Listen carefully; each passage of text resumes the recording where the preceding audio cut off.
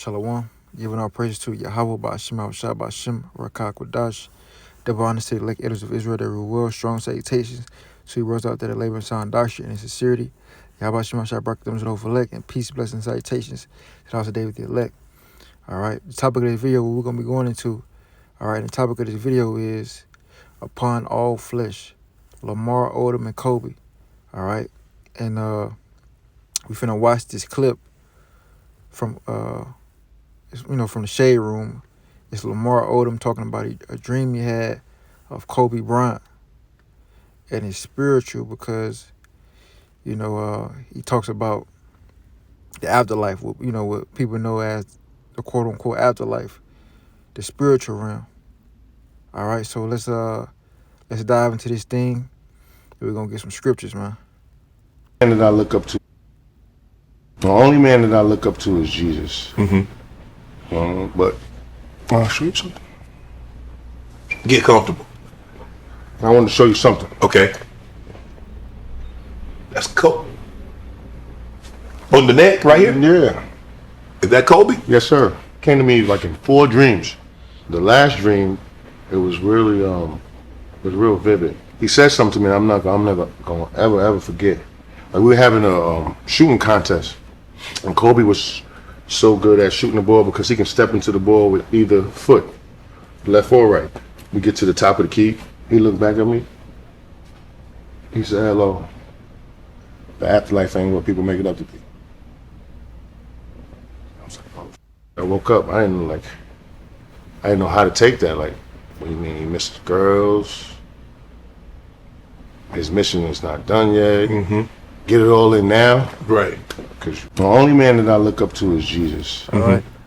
So first, let's get this scripture, man.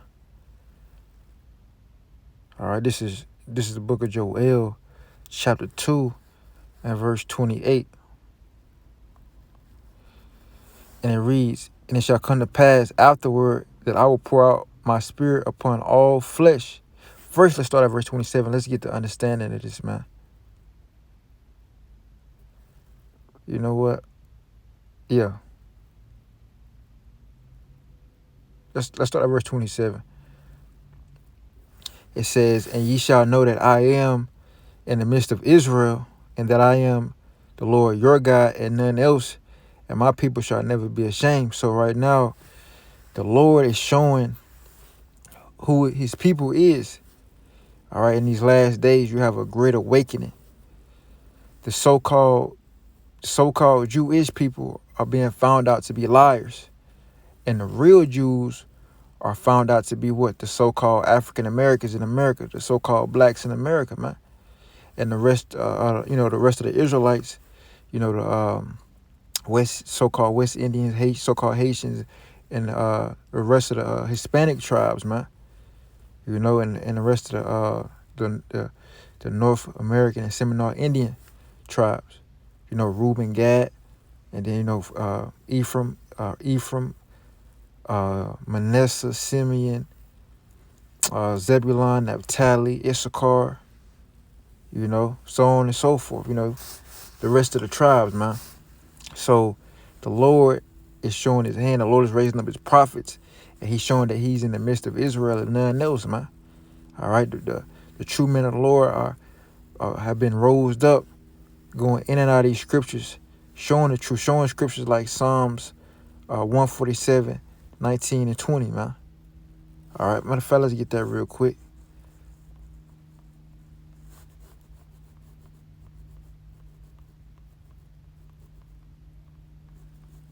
All right, this is Psalms 147 and verse 19. "He shewed his word unto Jacob." Now, Jacob is Israel, man. Jacob is the forefather of the children of Israel. And so when the Lord says Jacob, all right, outside of when he's speaking about the man Jacob, he's speaking about the whole nation. All right, he's speaking about the Israelites, northern kingdom and southern kingdom. He says, "He shewed his word unto Jacob, his statutes and his judgments unto Israel. He have not dealt so with any nation. And as for his judgments, they have not known them. Praise ye the Lord. Right. So the Lord is only dealing with the children of Israel, the so-called blacks, so-called Hispanics, and so-called North American Indians and Seminole Indians, man. The Lord is only dealing with the children of Israel. All right. And the Lord is showing that, man. In these last days, now the truth is going out. Christianity is getting put to shame. All right. Islam is getting put to shame. All these false religions, these false doctrines and false philosophies, Salakia, is getting put to shame, man. All right. So this is the book of Joel, chapter 2 and verse 27. It says, and ye shall know that I am in the midst of Israel, and that I am the Lord Yahweh, your God, and none else. And my people shall never be ashamed. Verse 28. Here's the point. And it says, and it shall come to pass afterward.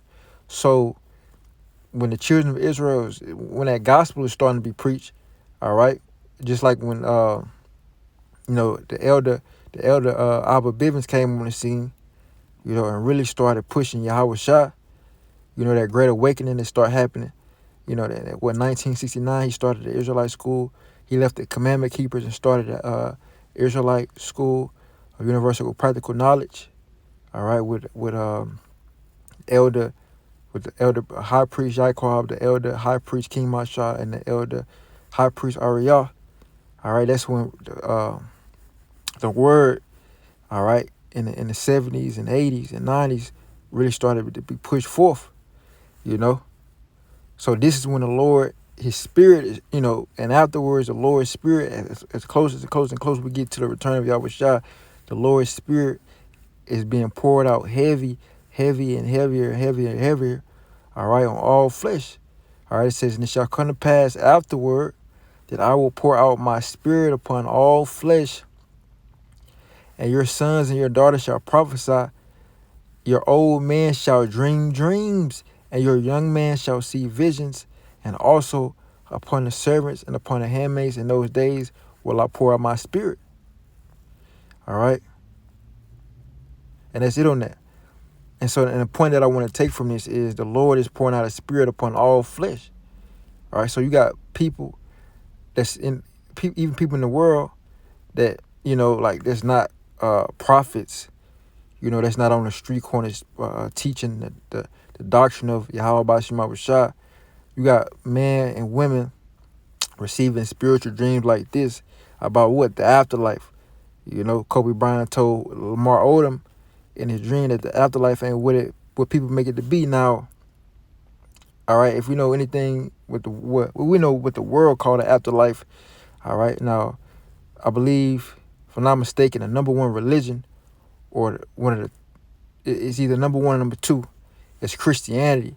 Now Christianity pushes what? It pushes Caesar Borgia and Greek mythology. Now when we say Greek mythology, we're talking about afterlife Greek mythology. It pushes the heaven and hell doctrine. All right, it pushes that there are two destinations after life. But according to the scriptures, there's only one destination after life, man.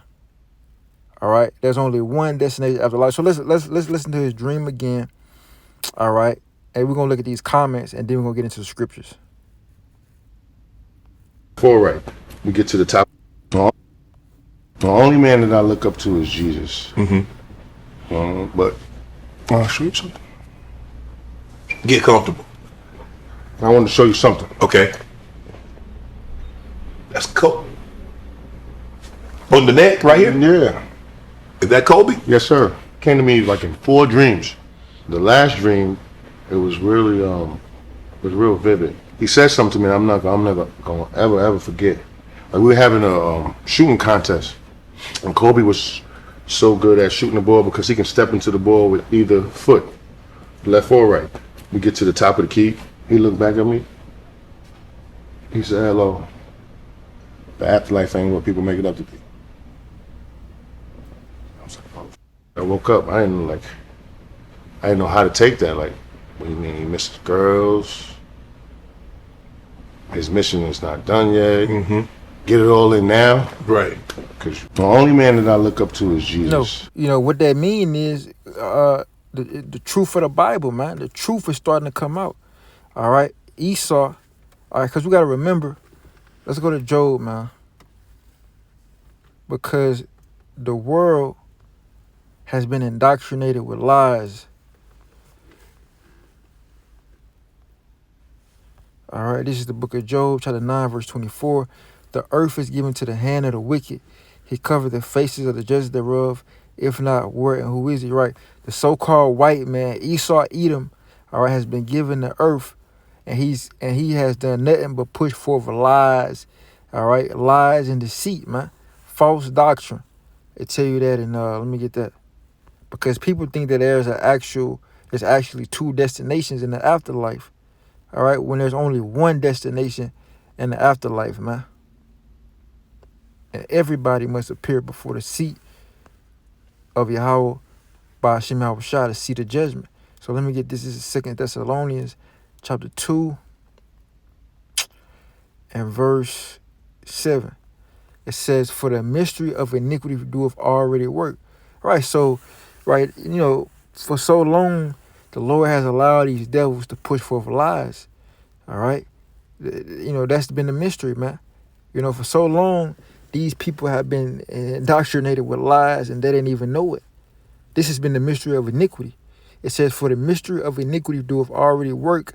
Only he who now let it will let until he be taken out the way. You're right. Esau has been let the mystery of iniquity, letting these lies go forth, as he's been running the earth for so long until these devils, all right, get taken out of the way. And they're going to get taken out of the way by Yahweh Shah, all right, himself, the only begotten beloved son. Verse 8, and it says, and then shall that wicked be revealed. Right, that wicked be revealed. It's going to be found out that these devils was pushing forth nothing but lies, man. All right, and the truth is going to start coming out. The true things about life. All right, the true spiritual things. All right, the true religion. That's going to start coming out, man. All right, it says, whom the Lord shall consume with the spirit of his mouth. And that's what's happening right now. The spirit of the mouth of the Lord, Yahweh, by Shema Rashah, is his prophets, man. That's why the Lord told Jeremiah, I shall put my words in our mouth as fire. Now, the Lord is a consuming fire, man. His spirit, his angels are ministers of flaming fire spirits, man. All right. And it says, and shall destroy with the brightness of his coming. That's talking about Yahweh Shah. All right. On one hand, the spirit of his mouth, that's the prophets. And with the brightness of his coming, that's talking about Yahweh Shah. You can read about that in the back of the 3rd chapter, man. How it says the brightness. Matter of fact, let's get that quick scripture. All right. Habakkuk chapter 3 and verse 3. It says, Yahweh by Shema Shah came from Timon, and the Holy One from Mount Paran, Salah. His glory covered the heavens, and the earth was full of his praise. And his brightness was as the light, and he had horns coming out of his hand, and there was the hiding of his power. All right, so there you go. And you read on and talk about how Yahweh Shah, he's on top of that chariot. Pretty much that chariot is covering the whole earth, man. That's why it says every eye shall see him. It's talking about, the brightness of his coming. He covered the heavens, man. It's talking about them chariots. So let's go back and finish off 2 Thessalonians.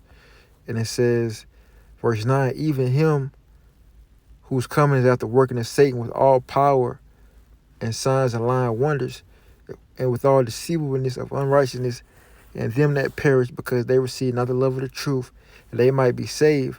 And for this cause, here's the point, and for this cause, God, Yahweh by Shema Shah, all right, because that's the true God, that's the power, Yahweh.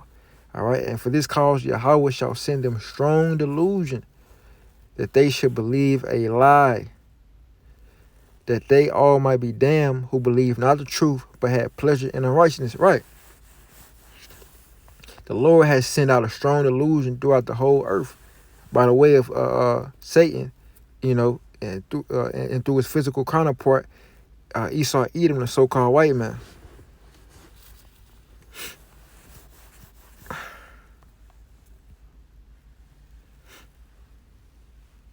All right. So let's look at these comments, man.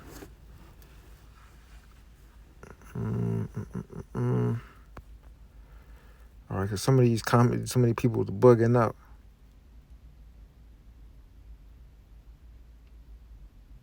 All right, look at this comment. It says, this means Kobe had lots of unfinished business and not ready to leave. He's in distress from dying tragically. I've been visited my relatives in dreams all the time. This is normal for people. You know, that ain't just not what that mean. All right, Kobe is in the spirit world resting, man. You know, waiting judgment. All right.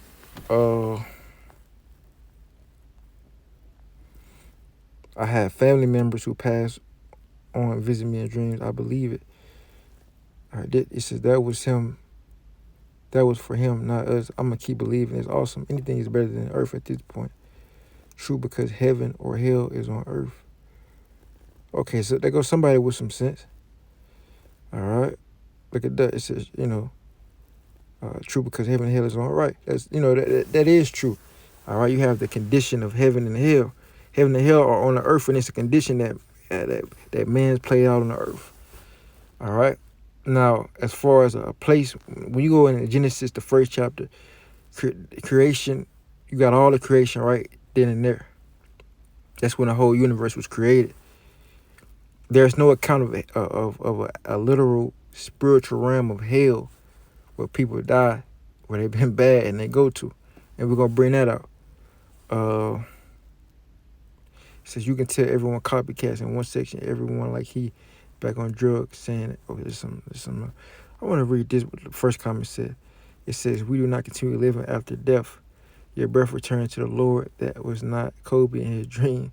It was simply a demon impersonating him, playing on Lamar's emotions. Now, it says we do not continue living after death. Now, on the sense, we're going to get into that. When you die, you go back to the spiritual realm. All right? You have a spiritual body. You know, there's different glories. All right? Now, matter of fact, first, let's get that. I'm going to prove that. Let's go to Luke. So what did Yahweh Shah told the Sadducees, man? What did he tell them? Let's see,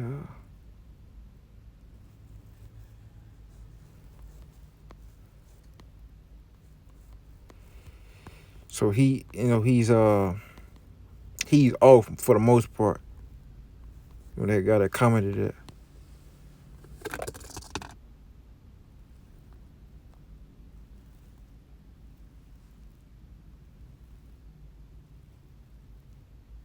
Let's see,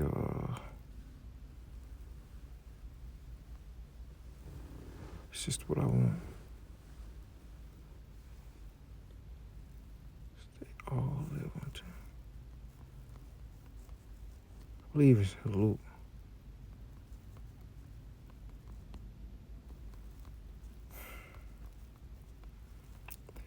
Search it out. Salakia. All right, yeah, it's Luke 20.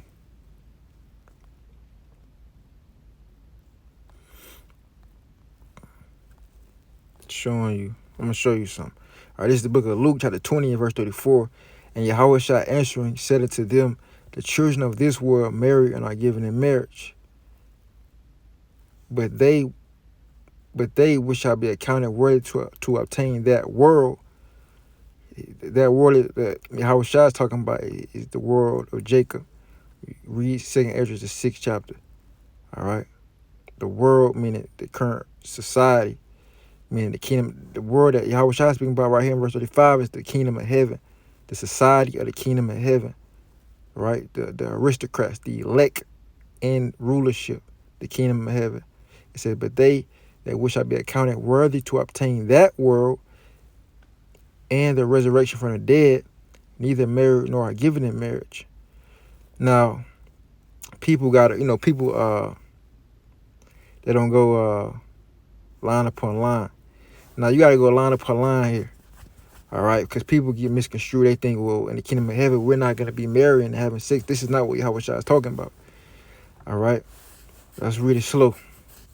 Let's read 35 again. It's really slow. It says, but they we shall be accounted worthy to obtain that world, meaning the kingdom of heaven, and the resurrection from the dead, meaning when Yahweh shall get back. Because as a matter of fact, let's go to John, because Yahweh shall spoke about this.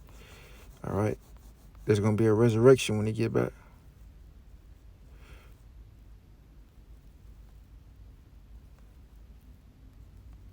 Let me see. Let's get straight to the point. I'm gonna get straight to the point. Let's just start at verse 22. All right, this is the book of John, chapter 5, verse 22. It says, "For the Father judgeth no man, but have committed all judgment unto the Son, that all men should honor the Son, even as they honor the Father. He that honoreth not the Son, honoreth not the Father, which he hath sent him. Verily, verily, I say unto you, he that heareth my word and believeth on him that sent me, have everlasting life, and shall not come into condemnation, but is passed from death unto life.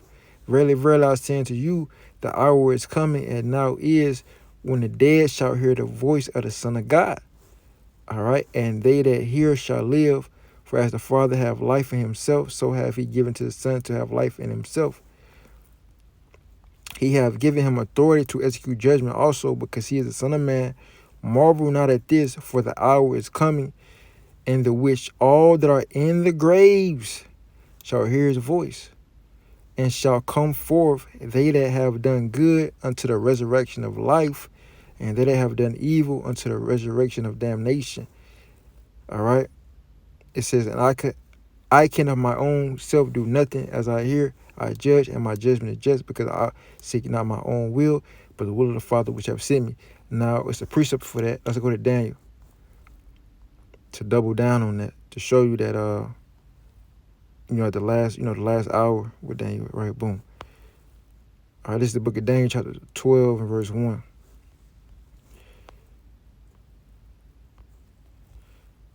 It says, "At that time shall Michael stand up, the great prince, which standeth for the children of thy people. And there shall be a time of trouble, such as never was since there was a nation, even to that same time. And at that time thy people shall be delivered, every one that shall be found written in the book." Right. During the time of Jacob's trouble, then boom, when World War III is kicking off, all right, Yahweh shall gonna be coming in the midst of World War III. All right, and then that's when you're gonna have that great deliverance. They said, then they shall, that's why I said Jake shall be delivered out of Jacob's trouble when you read Jeremiah the 30th chapter. All right, it's going to be pretty much towards the end of Jacob's trouble, beginning of World War III, Yahweh Shah coming back. All right, and when Yahweh Shah is coming back, you're going to have a lot of things happening. You're going to have a resurrection. You're going to have a resurrection of the dead. And I tell you here, it says, "And many of them that are asleep in the dust of the earth shall awake." Right, just like we just read in John the 5th chapter. "And some to everlasting life," just like we just read, "and some to shame and everlasting contempt." Like it says, some to be resurrected to life, and some to be resurrected to death, and some to shame and some to shame and everlasting contempt. "And they that be wise shall shine as the brightness of the firmament, and they that turn many to righteousness as the stars forever and ever."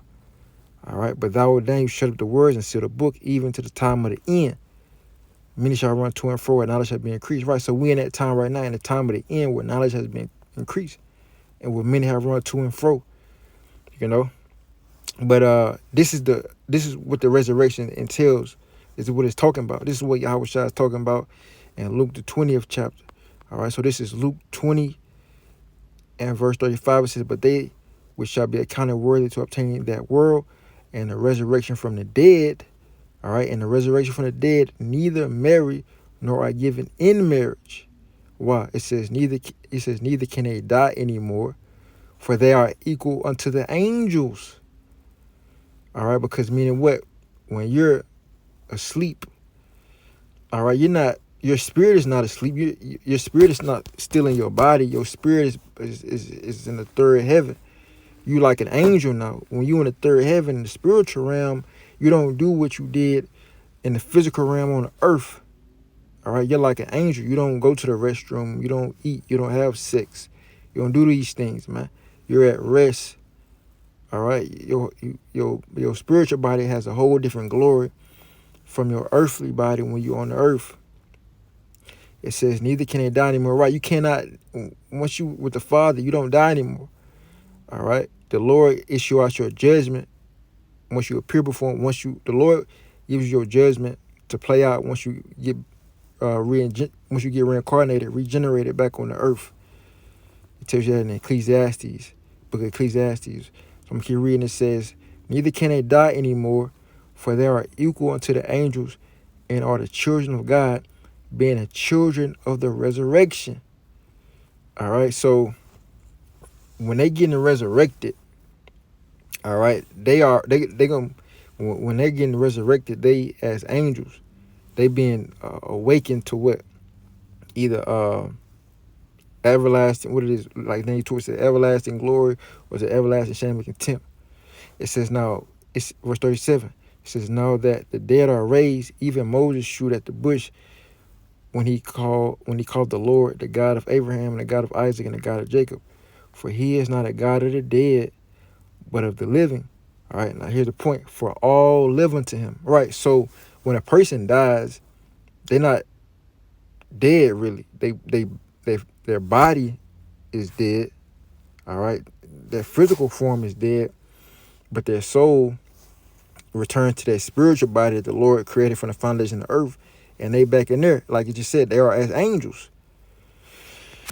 So this guy right here said, we do not continue living after death. That's a lie, because after death, you come back. After death, you go to the spiritual realm, and then you up there for a point in time, and you come back on the earth. It tells you that Ezra said that. Let me see. Live after death. Let's see. See if I can find it. I might not. I probably could. Here we go. Look at that. That's the spirit. All right, I'm going to get straight to the point. 2nd Ezra 14 and verse 35, it says, for after death shall the judgment come, when we shall live again. Now, what does that mean? What does that mean, we shall live again? Read that again slowly. It says, for after death shall the judgment come, meaning when you die, you go to the spiritual realm to appear before the Father so he can give you your judgment. Once he give you your judgment, you go back on the earth at your appointed time, your third or fourth generation, and you apply your judgment on the earth. However you was in your past life, whether you was good or bad, the Lord gonna give you your judgment to play out in the next life. All right? So for after death shall the judgment come, when we shall live again. And then shall the names of the righteous be manifest, and the works of the ungodly shall be declared. Right? This is why you got people, all right, the Lord has certain mercies on certain people because they were righteous in their past lives. The Lord has certain judgments on certain people because they were wicked in their past life. People might be born with certain ailments because they was wicked in their past life. All right, people might be born with supernatural qualities or gifts because they were righteous in their past lives, man. All right, it's all according to the will of Yahweh, why Yahweh Shah, Yahweh Shema Shah. All right, so I'm gonna read this again. 2 Ezra chapter 14, verse 35. It says, for after death shall the judgment come, when we shall live again, and then shall the names of the righteous be manifest, and the works of the ungodly shall be declared. All right, and there's a precept for that in Ecclesiastes. Let me get it. It says, under the sun.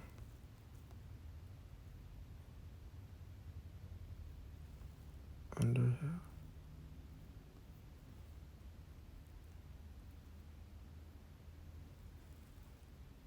Salaki, give me a moment.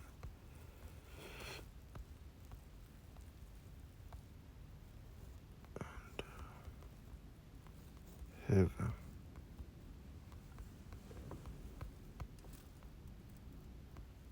It's Ecclesiastes.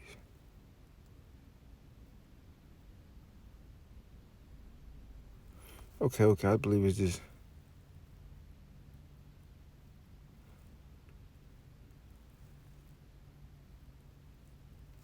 No.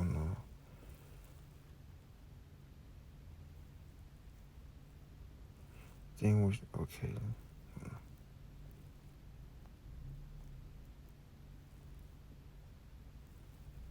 That's the spirit. I believe it was in Ecclesiastes. I'm not gonna beat myself up. I pretty much We got the scriptures, man. It says under the sun.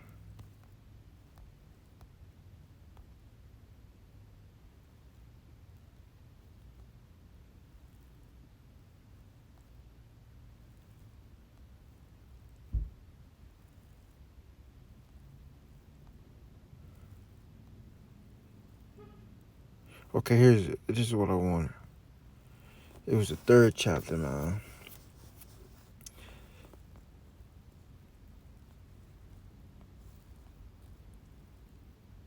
All right, this is Ecclesiastes chapter 3, verse 15. You know, really, like the 3rd chapter and the 1st chapter saying the same thing. That's why I look at the 1st chapter like, where is that?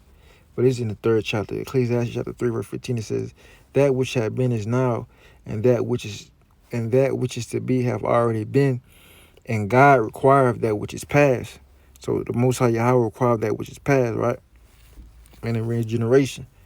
All right, everything has already been here before.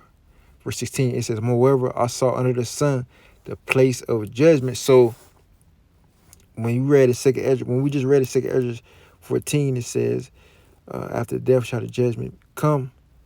All right, meaning after you die. What do you mean the judgment come? Meaning you're going to play out your judgment under the sun. What is under the sun? The earth. It says, "Moreover, I saw under the sun the place of judgment." So the place of judgment is on the earth, man. All right. But how do you receive your judgment? You got to die first and get brought before the Father, man. And how do you play out your judgment? By being reborn on the earth again. It says more. So this is what they don't teach about the afterlife, man. This is what Kobe Bryant, this is what Kobe Bryant is in so many words, and there's so many other things, but this is what Kobe Bryant is saying to Lamar Odom in the spirit. All right, this is why you need righteous men of the Lord, the prophets, like it says in Amos 3, "The Lord revealeth his secret unto his servant, the prophet." This is why you need the prophets, the men of the Lord. That's why people need to be coming to the true men of the Lord, the prophets, to break these things down to them, man. All right. Now, I mean, this is a treasure. This what we doing, what the men of the Lord is doing is priceless, man. You can't even put a dollar amount on this. All right, but soon people gonna be trying to, because the Lord is gonna cause the family of the word and start bringing these prophecies to fruition. Meaning they're gonna be playing in real time before everybody's eyes, and then people gonna be looking for the prophets. They're gonna be giving up all anything they can just to find a man of the Lord to break these scriptures down. They might find a Bible. It's gonna be like the book of Eli, man. All right, they ain't gonna be able to break these scriptures down. They're gonna be looking for a man of the Lord with the wisdom. That's why I said the wisdom and knowledge shall be the stability of our time. Because they can have a Bible, but they ain't even know how to, what good is it if you don't even know, because at one point we all, we was looking at the Bible and we didn't know what was going on. We didn't understand the mysteries and the parables. We didn't really know. It was like a treasure, all right, before our eyes. It was like we were searching for it, and the treasure was right there in front of us the whole time. We didn't know it, But now we got it, and these people, they tried it down, man. But in that day, they're gonna be looking for, okay, we need the understanding this, all hell, there's no more America. All right, America's finished. It's gonna be like, I Am Legend, Book of Eli, them damn what's the word? Apocalypse movies. It's gonna be that time. All right, but it says, "Moreover, I saw under the sun the place of judgment, that wickedness was there, and the place of righteousness, that iniquity was there." All right, so the Lord sends you back on the earth to play out your judgment from your past lives, man. And that's what they're not telling you in these Christian churches and these damn Muslim, what that shit called? I don't know what the fuck whatever that shit called. These damn Muslim churches. I don't give a damn what I don't give a fuck about the correct term. But they're not telling you in this shit in these religions, man. Or they might tell you about reincarnation, like what that is, Buddha, one of them damn bug out religions. I believe it's either Moab or Elam. They tell you about reincarnation, but they say you can come back as anything, as a tree, a frog, as an animal, as as a different gender. No, that ain't true, man. You come back, you know, your spirit. If you was a man, you got the spirit of a man, the soul of a man. You gonna come back as a man, all right, in different lots. All right, if you was a woman, you got the spirit of a woman. You gonna come back as a woman, and not in Salakia, not different lots. You gonna come back in the same lot, Salakia. You gonna come back in the Salakia. You gonna come back in the same lot. Your lot is a man. Your lot is a woman. So you gonna come back at the same lot as a man, doing what you was doing as a man on the earth. You was a woman. You gonna come back in that same lot, doing the same thing you was doing as a woman on the earth. All right. So what these other heathen teach about reincarnation, that's untrue. All right. Reincarnation is regeneration, really, because you're coming back in your third and fourth generation, man. Now, and yeah, let's get that. My fellas, get that third and fourth generation. Cause you might be, what is he talking about? Third and fourth. It's in Deuteronomy.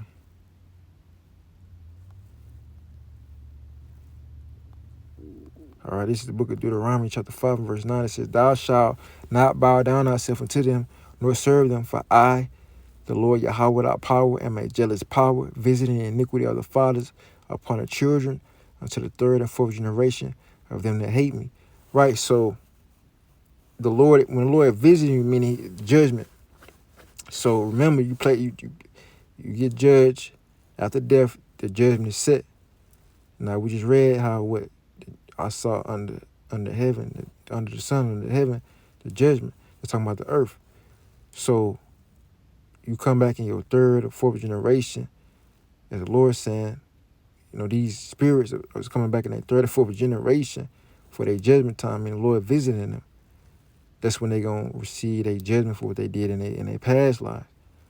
You know, for instance, when it says, verse 9 says, "Thou shalt not bow down thyself unto them, nor serve them." We're talking about what other gods, idols. "For I, the Lord Yahweh, thy power, thy God, am a jealous God, visiting iniquity," meaning the sin of the fathers upon the children, unto the third and fourth generation of them that hate me.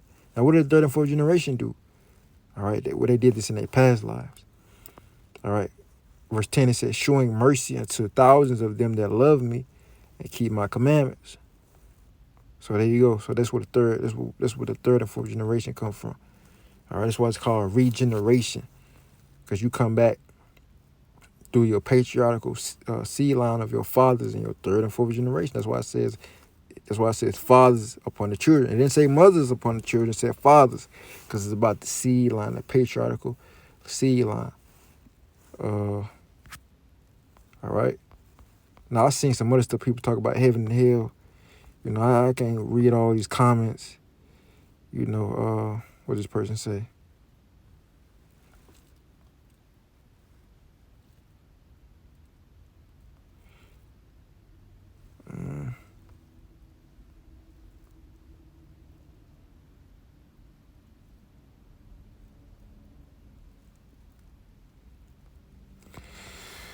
All right, let's see. It says, okay, boom. So somebody says, so he in hell, because heaven is the best part. If a spirit is telling you that heaven, where he allegedly believes, that's where he is, and that ain't where it's believed to be, then you got to be in hell. Nah, buddy. That ain't what it is. That's what ain't what it is. You know, he basically is trying to say, bro, everybody up there where he at, the good and the bad. And we're going to show you that everybody in the spiritual realm, because the condition that people was taught to believe about heaven and hell, that was all a trick from Satan, from Esau, so you can follow his ways. All right, the heaven and hell that Esau was talking about, bro, that's on earth. All right, you live in that prosperous lifestyle, that's heaven. You know, what Esau told you about heaven, that's supposed to be on earth, because the Lord made earth a paradise, a joy. Now, what Esau told you about hell, that's captivity, that's slavery, that's being a poor, low state. Why do you think people on the earth, they want to die? Most people want to commit suicide because they catching hell, man. They catching that fiery trial. The Lord talks about the furnace, man. All right? Yahweh Shah talks about the straight gate. Yahweh Shah talked about John the Baptist baptized you with water, but the Holy Spirit shall baptize you with fire. All right, meaning when it's truth, the Holy Spirit is a comforter, but you being baptized by fire through trials and tribulations. You being chastised. You receiving that chastisement. You know, a lot of people can't take that chastisement from the Lord. That's what the hell is talking about. And we're gonna get some precepts on that. You know, I know I know it's just gonna be a long video, but I ain't gonna try to make it too long. I'm gonna try to get in and out. Let's see, it says people who pass away do not visit you in your dreams. It's a familiar spirit, and that's not good. So they think it's a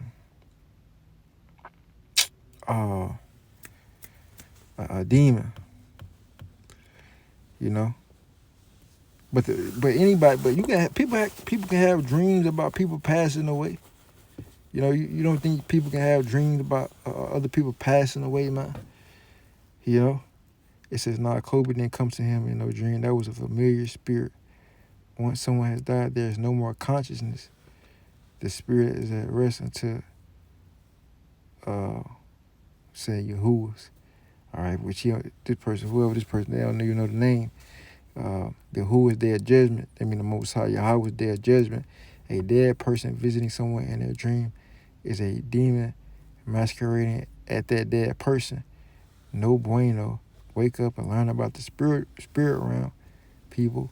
After all, we are spiritual beings and physical bodies. Okay. You know, it's some of this stuff this person said was right, but you know, not everything. You know, because look at the prophet Samuel. Now, check this out.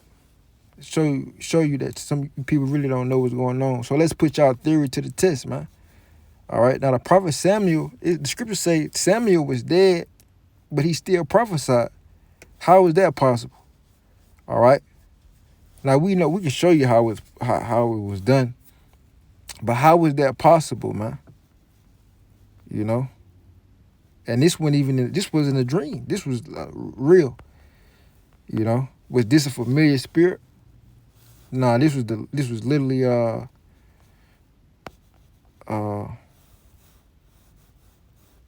this was literally Samuel.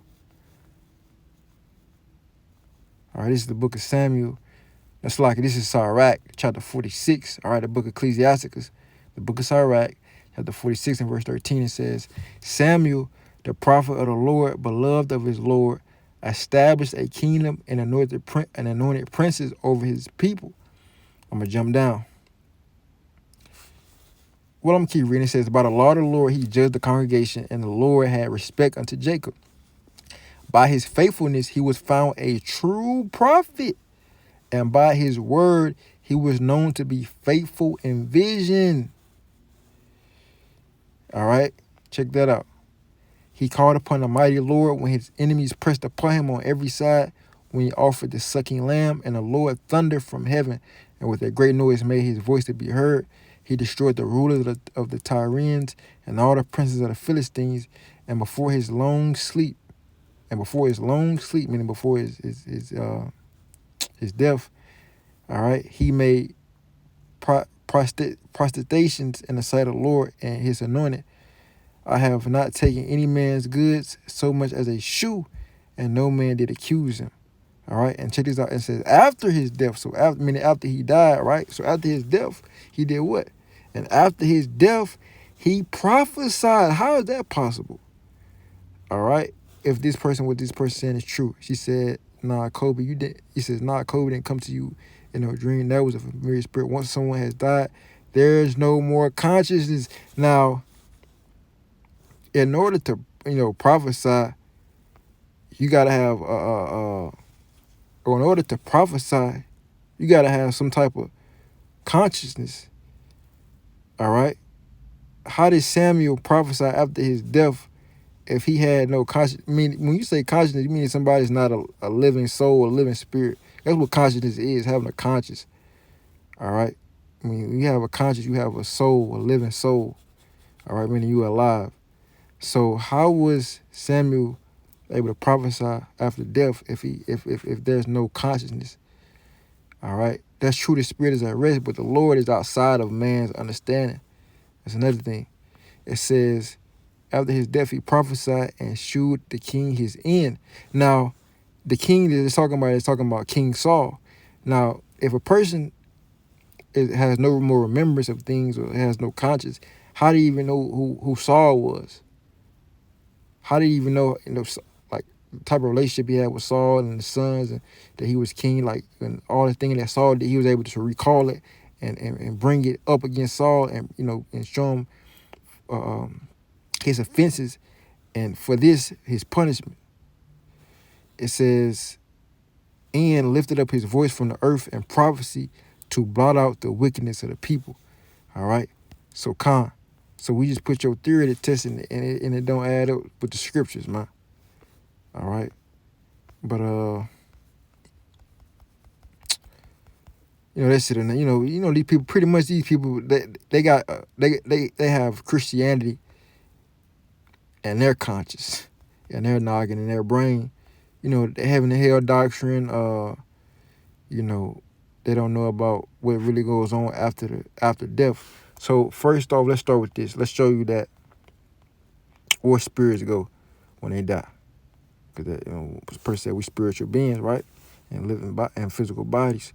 So after the body is corrupted, because when you die, in order for you to die, your body got to be corrupted. That's why your spirit leaves. That's why the heavenly spirit leaves your body, because your body is corrupted. It has been corrupted in some way, form, or fashion. All right, you have been you're some type of death, whether your brain or your arteries, or you might have cancer, or a tumor, heart, lungs, something in your body your flesh has been corrupted, so your spirit can no longer dwell there. All right, this is Ecclesiastes. This is Ecclesiastes chapter 12 and verse 5. It says, also, when they shall be afraid of that which is high, and fear shall be in the way, and the almond tree shall flourish, and the grasshopper shall be a burden, and desire shall fail, because man goes to his lone home, and the mourners go about the streets. Wherever the silver cord be loose, or the golden bowl be broken, or the pitcher be broken at the fountain, or the wheel broken at the cistern. So it's talking about, when you read this account, it's talking about the evil days. When you read verse 1, talk about the evil days, Jacob's trouble. When all hell breaking loose, when everything is thrown out of whack, and it's a complete survival of the fittest, if you will. All right, it's talking about, so it says in this time, right? It says, then shall the dust return to the earth as it was, and the spirit return into God who gave it. All right, what does that mean? That's talking about death, man. Now, let's get this. Is that that's Amos, right? Prepare to meet thy maker. Yeah, let me get that. Prepare to meet thy creator. I believe it's in Amos. Prepare to meet maker. It gotta be creator.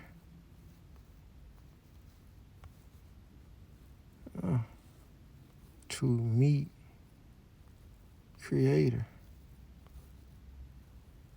or maker. It's one of those. Nope, that's not what I want. I believe it's in Amos. All right. So, gotta be in Amos. I'm just put maker and see what I find. See if I get Amos. If it ain't, then it's creator.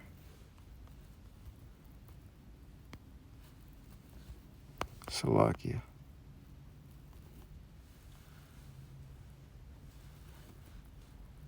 All right. Creator, maker. Oh, that's weird. See, let me go to Google real quick. See if I can find something. Meat maker. For some reason, it's not popping up. They gotta be saying meat maker. All right, look at Amos. Now, what is it saying, Amos? I'm curious to see why did it not pop up.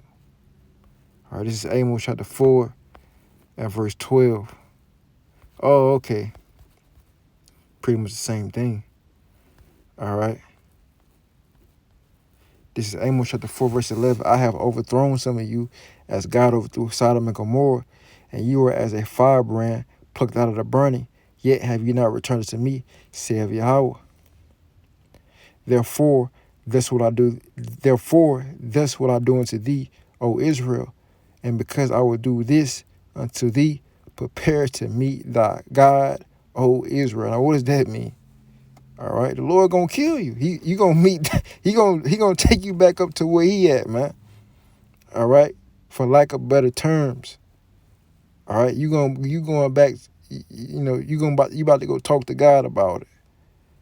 All right, you going back to you going back up to where the Lord. You about to go meet the Lord, man. All right, prepare. This the Lord speaking right here, man. See, this is how you know this is Jake. All right.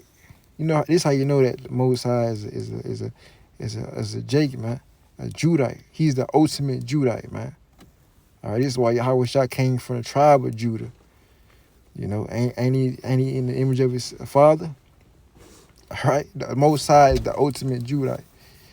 Yahweh is the ultimate Judite, man. Yahweh Shah is a Judite. You know, from the flesh, man, from the seed line. All right, but it says, prepare me thy power. All right, the spirit shall return to the one who gave it.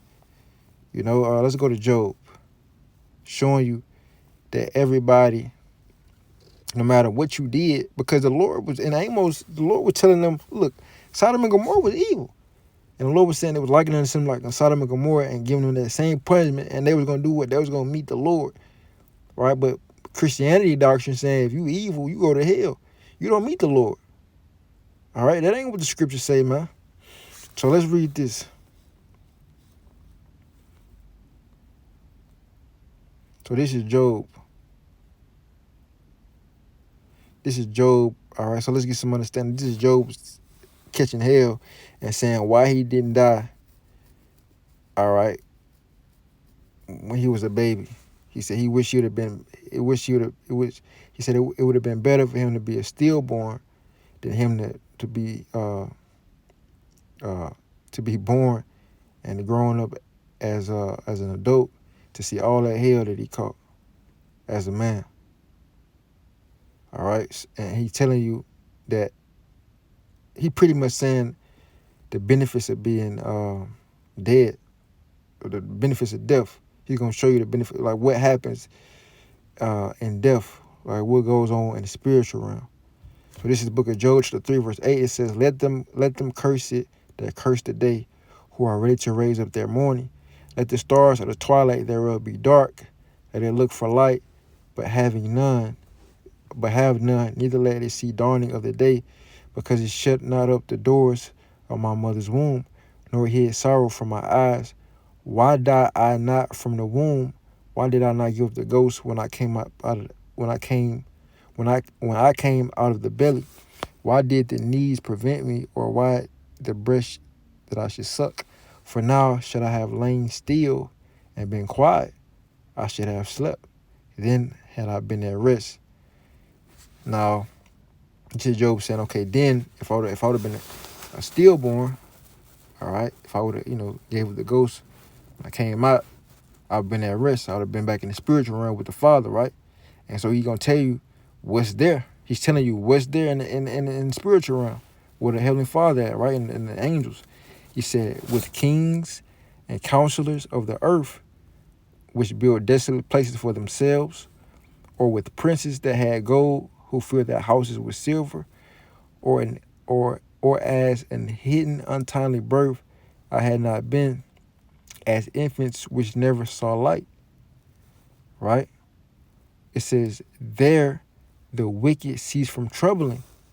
Right? So the wicked is there. And guess what? What is the wicked doing? They're not troubling nobody.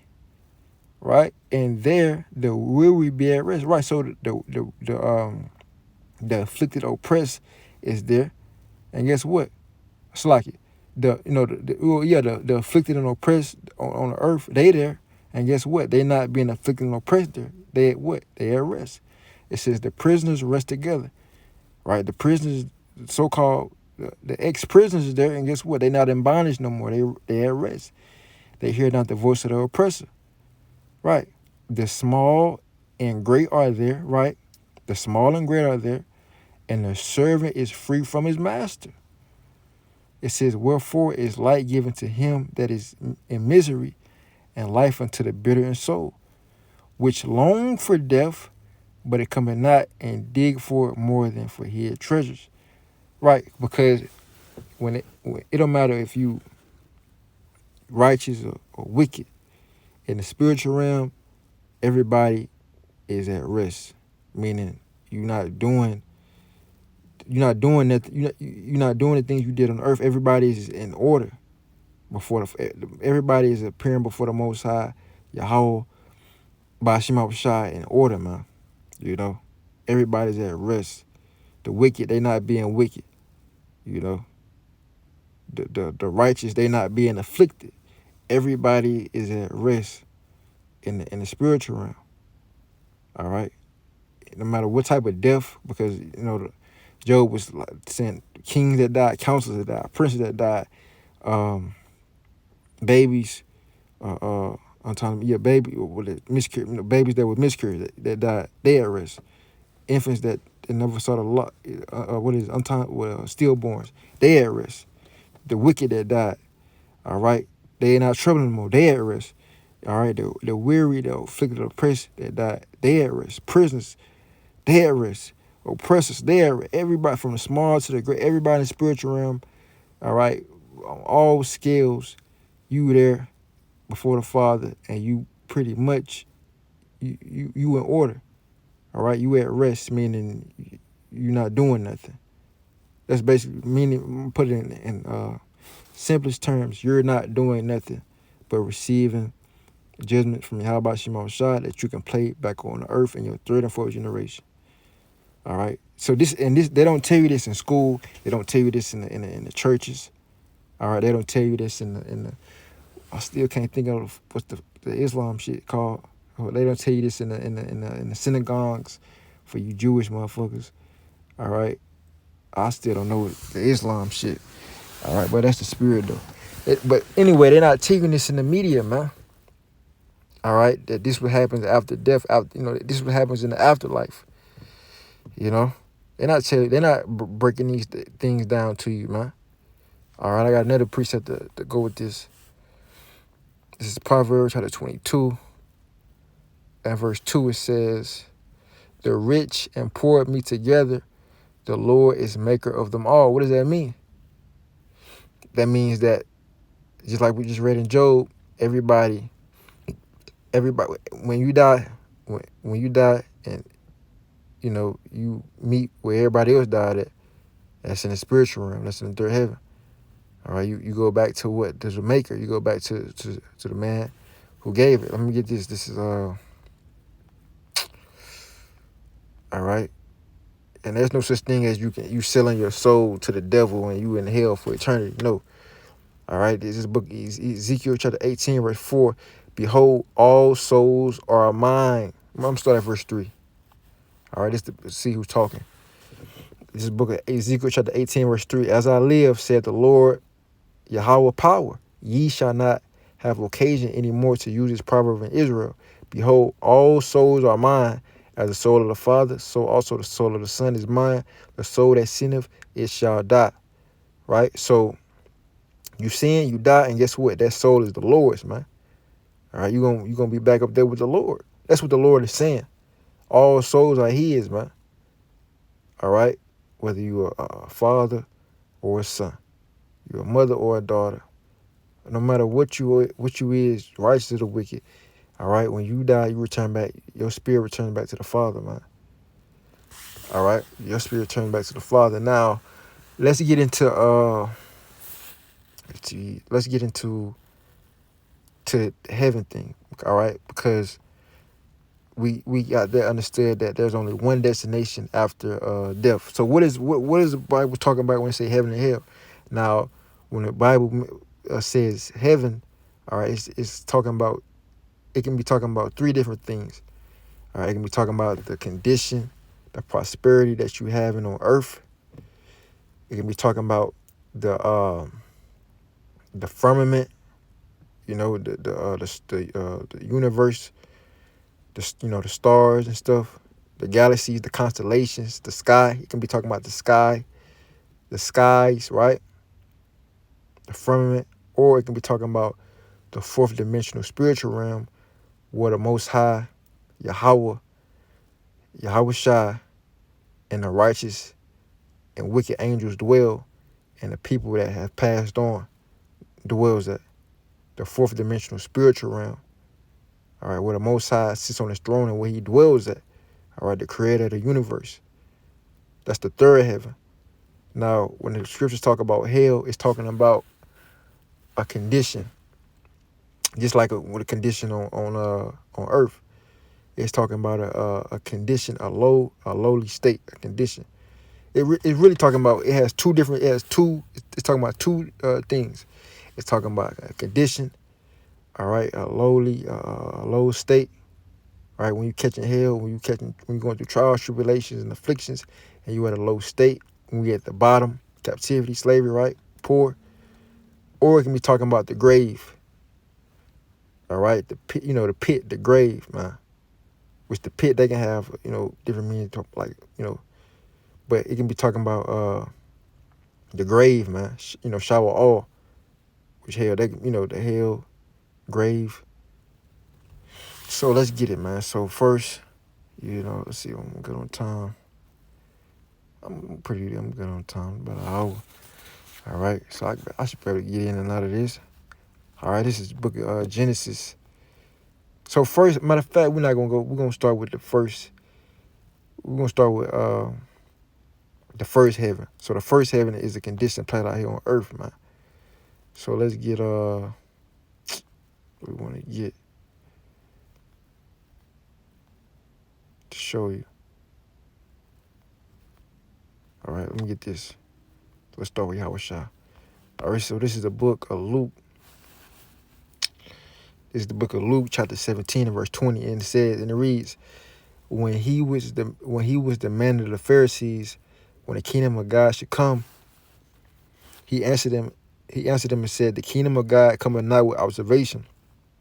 Neither shall I say, lo here or lo there, for behold, the kingdom of God is within you. Right. So Yahweh Shai is saying that the kingdom of heaven, or the kingdom of God, and showing this is talking about the kingdom of heaven, because we can precept it up.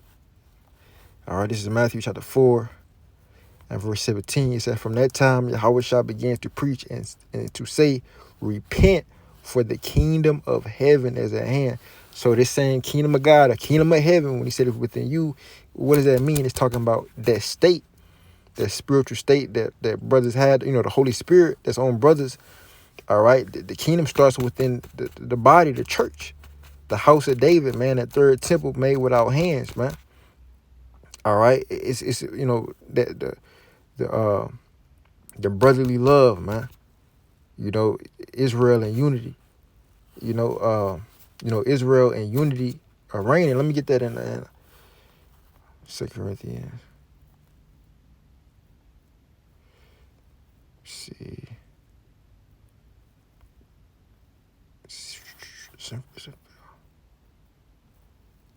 Might be 1 Corinthians.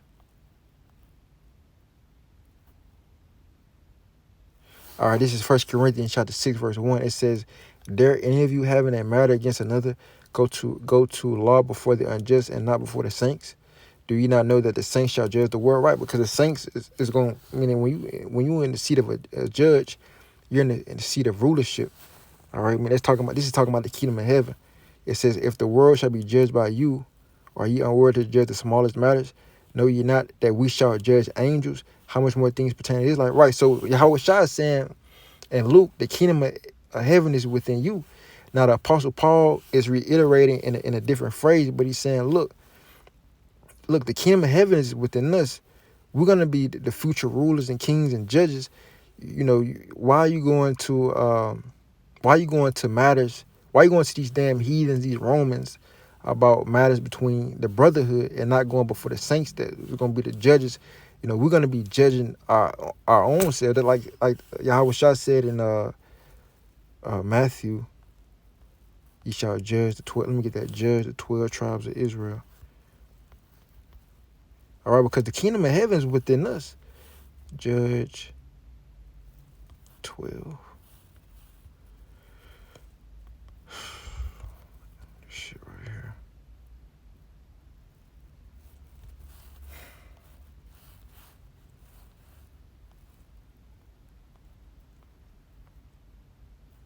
Let's see.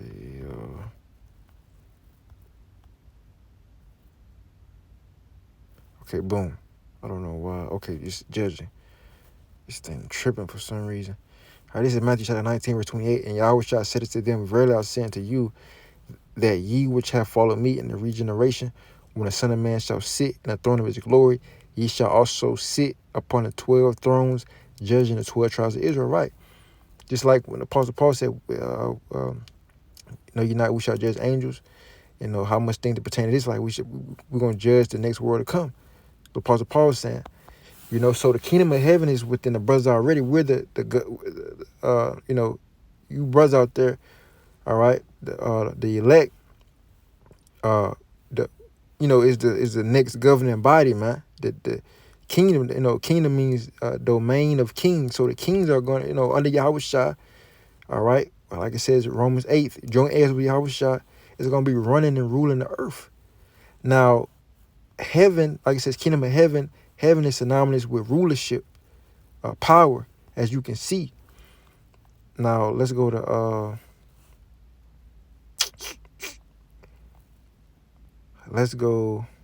Isaiah 14. All right, this is the book of Isaiah chapter 14 and verse 12. It says, how art thou fallen from heaven, O Lucifer? Now, this is not talking about a literal heaven, all right, because Lucifer means a light barrier. Now, you're going to find out Lucifer, this is talking about a physical man, not a spirit, all right. Verse 12, it says, how art thou fallen from heaven, O Lucifer, son of the morning? How art thou cut down to the ground, which didst weaken the nations? For thou hast said in thy heart, I will ascend to heaven, I will exalt my throne above the stars of God. I will sit also upon a mount of the congregation in the sides of the north. I will ascend above the heights of the clouds. I will be like the Most High. Yet thou shalt be brought down to hell, to the sides of the pit. All right. They that see thee shall narrowly look upon thee and consider, saying, is this the man? All right. So this is not talking about Satan, because you don't see Satan, man. And Satan ain't a man. All right. Satan is a spirit, is an angel in the third heaven, in the spiritual realm on the left hand side. To do the work of the Father, man, on the left hand side, man. So Lucifer is not Satan, man. Lucifer is Esau. All right, it's talking about Esau, Edom, the so-called white man, the physical counterpart of the spiritual demon Satan. So it says, is this the man? Because Esau is a man. So people going to be like, is this the man that made the earth to tremble, that did shake the kingdoms, that made the world as a wilderness and destroyed the cities thereof, that opened out the house of his prisoners? Right, Esau has continually, you know, oppressed, you know, laid a sore stroke on the nation. That you read about, if I'm not mistaken, in Habakkuk, what is that? Habakkuk, Habakkuk, the second chapter?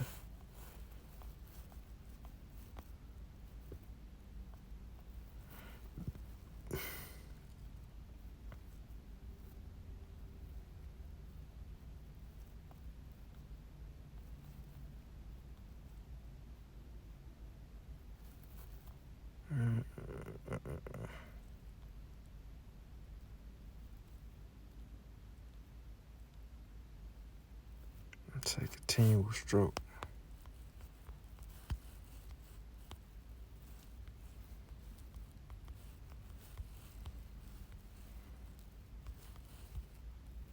That was Isaiah 14.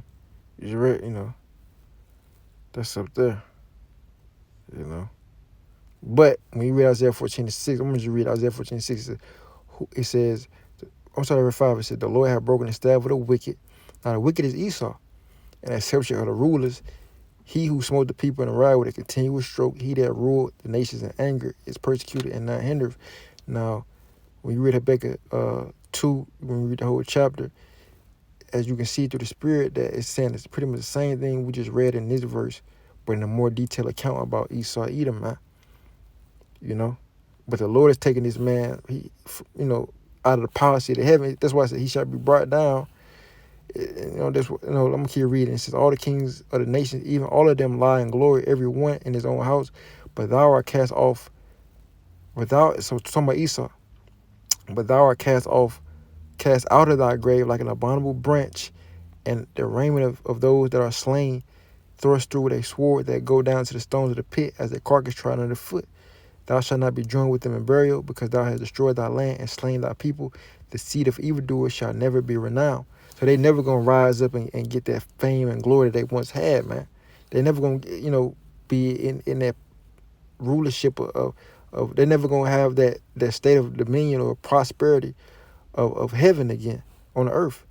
Verse 21, it says, prepare slaughter for his children, for the iniquity of their fathers, that they do not rise, nor possess the land, nor feel the face of the world. Well, see, right. The key point is that they do not rise, man. That they do not rise nor possess the land. So they don't prosper. That they don't get back into the rulership or get to heaven once again. Now let's go to Revelation 12 to show you that the first heaven is dominion and rulership on the earth, prosperity on the earth, man. This is Revelation chapter 12 and verse 12. It says, therefore rejoice ye heavens, and ye that dwell in them. Woe to the inhabitants of the earth and of the sea, for the devil is coming to you having great wrath, because he knoweth that he have but a short time. Right now, this is like a rewind through the spirit. When you read from 7 through 11, it talks about the war in heaven. All right, Yahweh Shai, it's talking about that space battle, man. Yahweh Shai and the angels versus Esau, Edom, and the rest of the heathen nations, man. They space force versus Yahweh Shai and the chariots, man. And they gonna lose miserably, all right. And pretty much they know this. That's why it says, rejoice ye heavens and ye that dwell in them, and the people. Because who in the heavens, man? The heathen, Esau, starting with Esau, Edom, chiefly Amalek. All right, they in prosperity right now here on the earth. That's why I send them rejoice, live it up, have fun. Woe to the inhabitants of the earth. All right, the people that's on, that's under, that's not a part of that 1%. These the middle class and the poor people. I mean, death and destruction, and these people that's been joining to these, people that's been following away after Esau, right? All right, because Esau, he's going to do what? He got his NWO, the New World Order, and a part of that is what the sea hip and all manner of abomination and evilness. All right, the Georgia Guidestones, man, the depopulation agendas. This is what this man has under his fleet. That's why it says, woe, woe to the world for what? Woe to the inhabitants of the earth and of the sea, for the devil is coming down unto you having great wrath, because he knoweth they have but a short time. Because Esau, he know that he only got a limited time to do what he had to do until the Lord fully removed his devil from out the power seat, from out of his kingdom, from out of his heaven. Now, when we go to the blue letter, we look at this word heaven.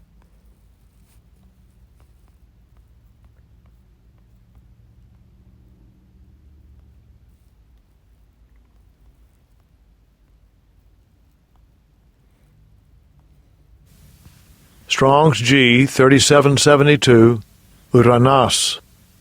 Uranas. All right, it says Unaras. It says, let's get straight to it. It says, I'm going to jump down. It says, through the idea of elevation. What type of elevation?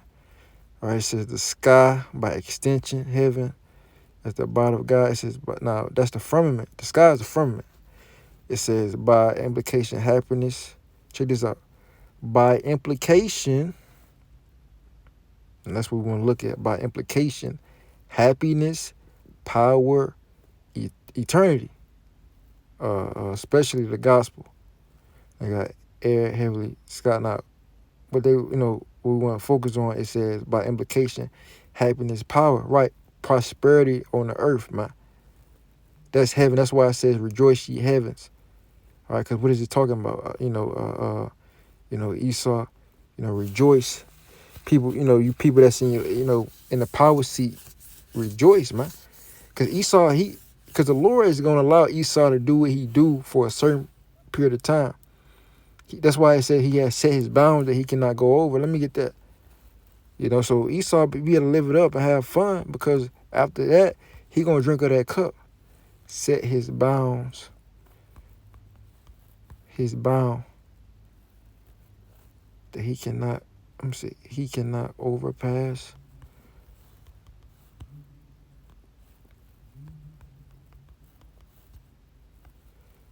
Shout out to Google for this shit, man. Set his bounds.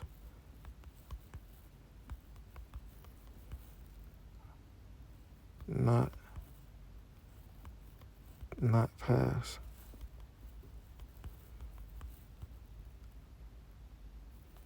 It's in Job. I knew it was in Job.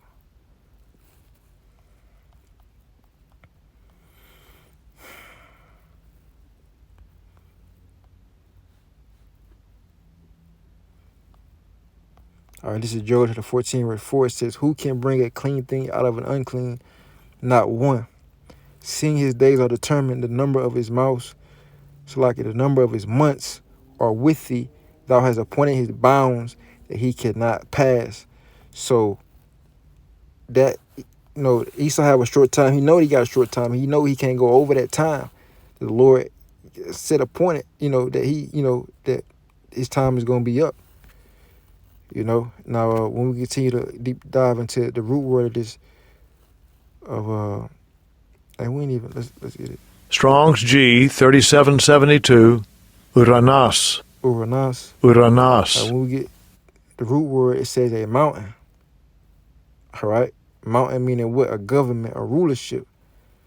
That's why the Lord said in Isaiah the 2nd chapter. Let's see, it says mountain. It says a mountain that's lifting itself above a plain hill mountain. That's why the Lord said in Isaiah. Let me get that. Isaiah the 2nd chapter. All right, this is Isaiah chapter 2, verse 2. It says, "And it shall come to pass in the last days that the mountain of the Lord's house shall be established in the top of the mountains, and shall be exalted above the hills, and all nations shall flow into it. And many people shall go and say, Come ye, and let us go up into the mountain of the Lord, to the house of the God of Jacob, and he will teach us of his ways, and we will walk in his paths. For out of Zion shall go forth the law and the word of Yahweh from Jerusalem." Right, and it says, "And he shall judge among the nations, and shall rebuke many people, and they shall beat their swords into plowshares, and their spears into pruning hooks. Nation shall not lift up a sword against nation, neither shall they learn war anymore." Right, this is talking about a time of peace in the kingdom of heaven, because in the kingdom after Yahweh Shah, defeat the heathen in the battle of Armageddon in the valley of Yahweh Shaphat, Jehoshaphat, Yahweh Shaphat, the Lord's judgment, the valley of decision, it ain't gonna be no more war, man. The Lord is gonna establish order, his heavenly kingdom on the earth, Yahweh Shah. He gonna sit upon the throne of David, man. And then, under Yahweh Shah is going to be the 144,000, the governing body, and the rest of the elect of Israel, the 1/3 and the innumerable multitude throughout the four corners of the earth of Israel that get saved by Yahweh Shah, by Yahweh Shema Shah.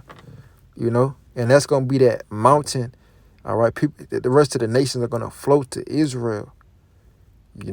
Israel is going to be that mountain, that kingdom, or that, like you just said, heaven. It's going to be that heaven, the kingdom of heaven, man.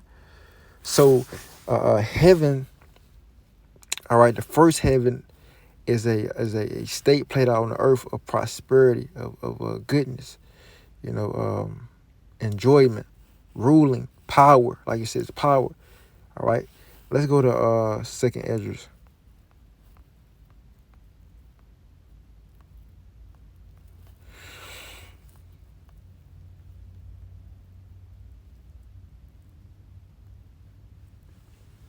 This is 2nd Esdras chapter 6 and verse 6. it says, then did I consider these things, and they all were made through me alone, and through none other. By me also they shall be ended, and by none other.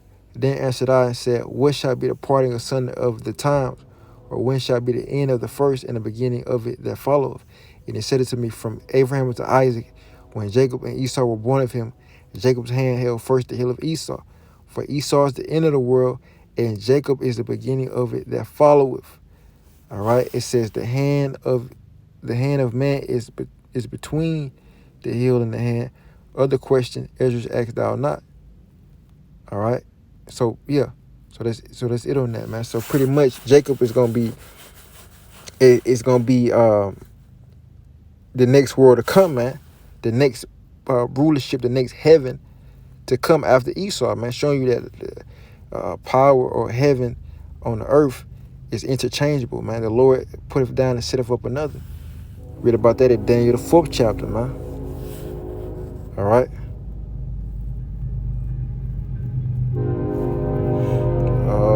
Let's get the second heaven, and that's the firmament. All right. So this is let me get this. This is the book of Genesis chapter 1 and verse 6, and it says, and God said, let there be a firmament in the midst of the waters.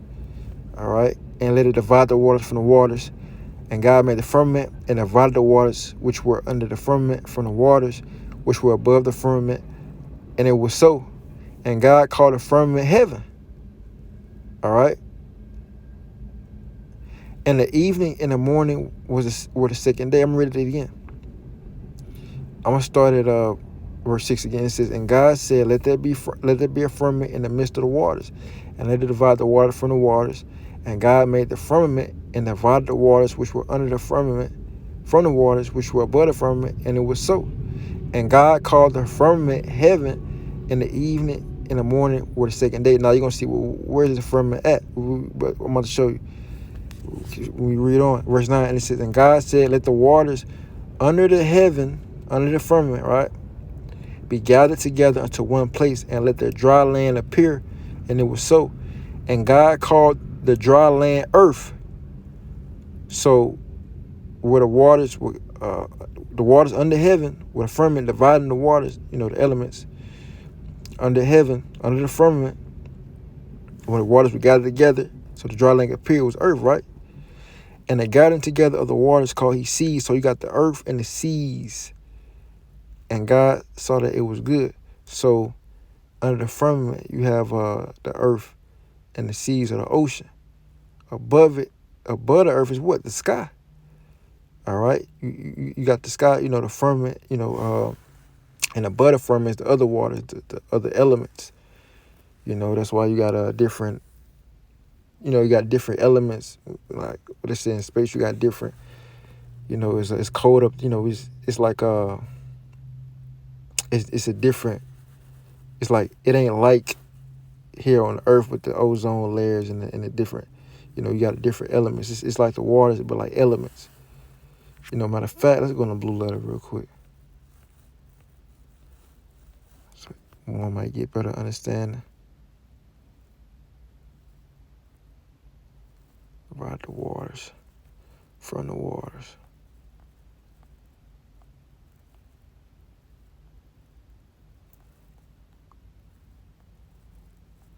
Let's see,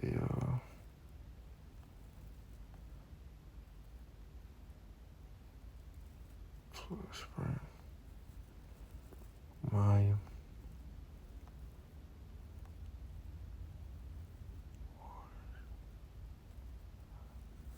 See if I go there. So the water let me get together.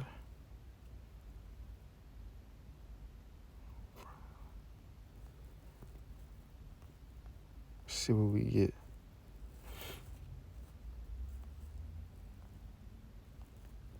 Strong's H 4325. My. All right, it says, Mayim says water is water. All right.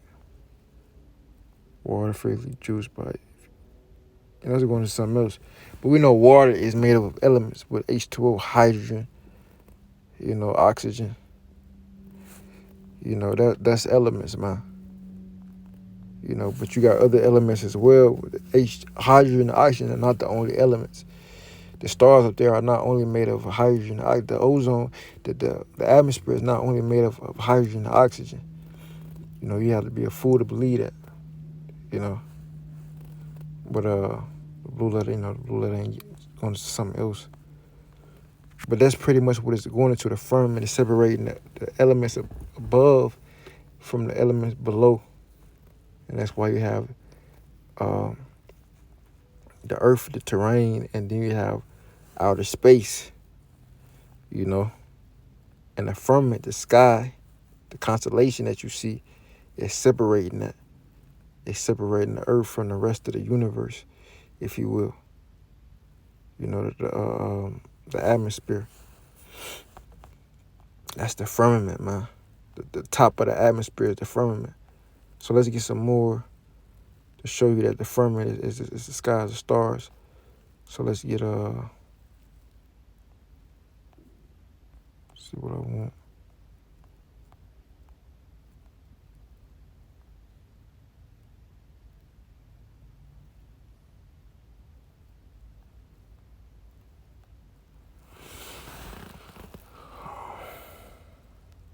All right, this is the book of Psalms 19, verse 1. It says, the heavens declare the glory of God, and the firmament shew of his handiwork. All right. So there you have it. So it says, the heavens declare the glory of God, and the firmament shew of his handiwork, man. Now, the firmament is what? And he called the firmament heaven. The water, to separate the water from the water, and he called it heaven. Right now, let's go to Genesis. Oh, no, that's not what I want. Yeah, 15. Let's see. I had it saved there, so I won't forget it.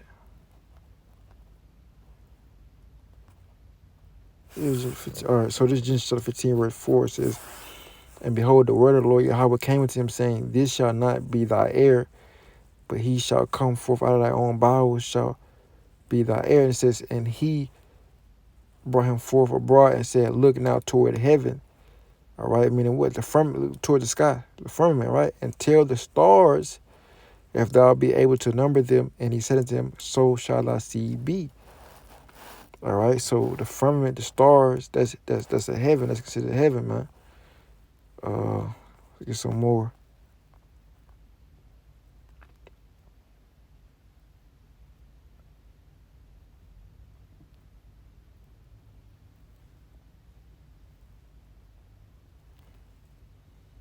All right, that's it on that. That's all I need. Really, that's it on that, man. So let's get the third heaven, man. All right, then you have a third heaven that Paul spoke about. All right, this is 2 Corinthians chapter 12 and verse 1. It says, it is not expedient for me, doubtless to glory. I will come to visions and revelations of the Lord. Verse 2, I knew a man in Yahushua above 14 years ago, whether in the body I cannot tell, or whether out of the body I cannot tell. God knoweth, such a one caught up to the third heaven. Right. So the Apostle Paul, when you read this, he's talking about, the third heaven. He's talking about it's paradise, man. You know, when he said out of the body, when he was dead for a point of time, man. He got stoned. All right, that's why that's what Apostle Paul said. He was stoned, only with it once. All right, he's talking about his experience that the Lord gave him when he was outside of his body, when he was dead, because there was once the body dies, the spirit returns to the one who gave it, to the third heaven. So he went to the third heaven. He was dead. All right. Verse 3, it says, and I knew such a man, whether in the body or out of the body, I cannot tell, how that he was caught up into paradise and heard unspeakable words, which is not lawful for a man to utter. All right.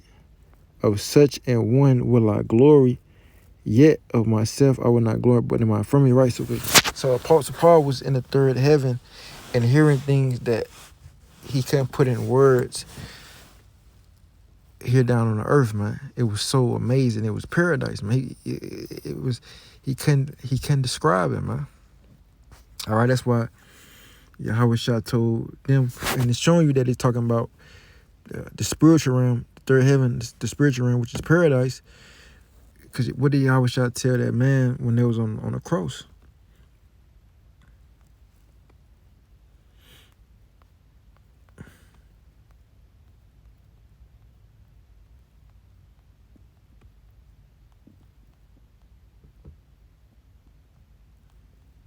Let's see, Matthew.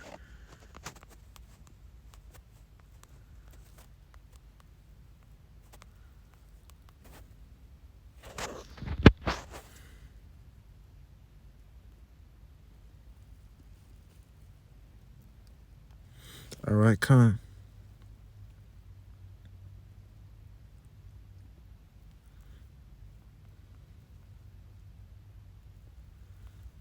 So this is the book of Luke, chapter 23 and verse 39. And it reads, it says, and one of the malefactors which were hanged railed on him, saying, if thou be Hamashiach, save thyself and us. But the other answering rebuked him, saying, doest not thou fear the Most High, seeing thou art in the same condemnation? And we indeed justly, for we receive the due reward of our deeds, but this man have done nothing amiss. And he said unto Yahushua, Lord, remember me when thou comest into thy kingdom. And Yahushua said unto him, verily I say unto thee, today shalt thou be with me in paradise. All right? So meaning, because what happened that day? They all, all three of them, including the Lord Yahushua, they died on the cross, man. All right? Yahushua was crucified and he was, nailed to the cross and passed on to the spiritual realm. And by them passing on to the spiritual realm, Yahushua said, look, because we already read that when you die, when anybody died, when people died, they all meet at one place, and that's what the spiritual realm is, where the Father at, and it's called paradise, according to what we just read in 2 Corinthians 12 chapter, how the Apostle Paul said he was called up to the third heaven, in the body, out of body, I cannot tell. All right, meaning he didn't know if he was dead or not, but he was. All right, the Lord brought him up to the third heaven and let him see paradise, but he had put him back down, put him back in his body, and resurrected him because it wasn't his time to go yet, And the Apostle Paul called that what? Third heaven with paradise. Yahweh Shah said what? It said, today shall thou be with me in paradise. So the third heaven, where the Most High sits on the throne and where he dwells at, where people, when they die, where they go at, where the angels are at, it's in the third heaven. It's what? Paradise. So let's get Revelation 4.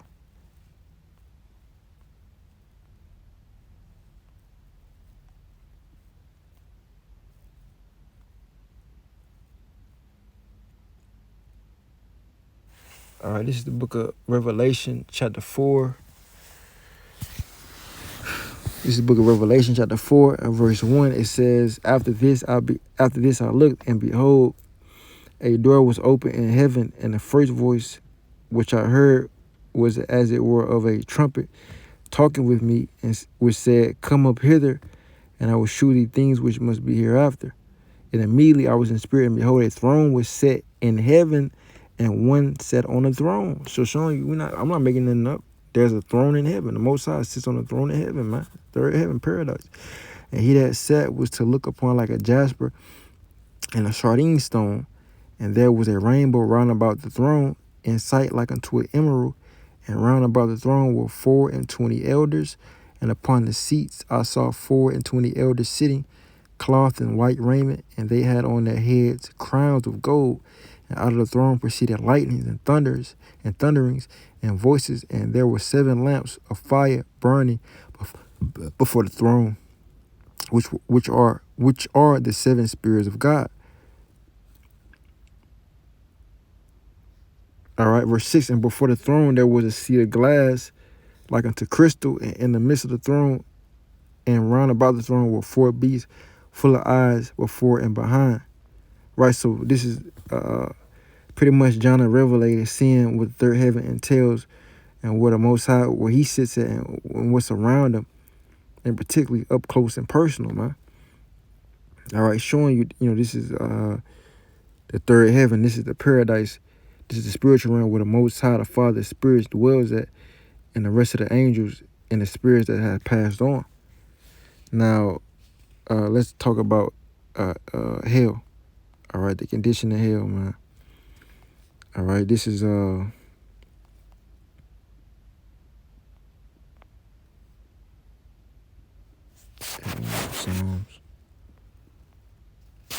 I think it's 2 Samuel. All right, this is the book of 2 Samuel, chapter 22, verse 4.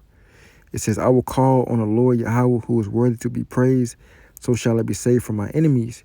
When the waves of death compassed me, the floods of ungodly men made me afraid. The sorrows of hell compassed me about. The snares of death prevented me.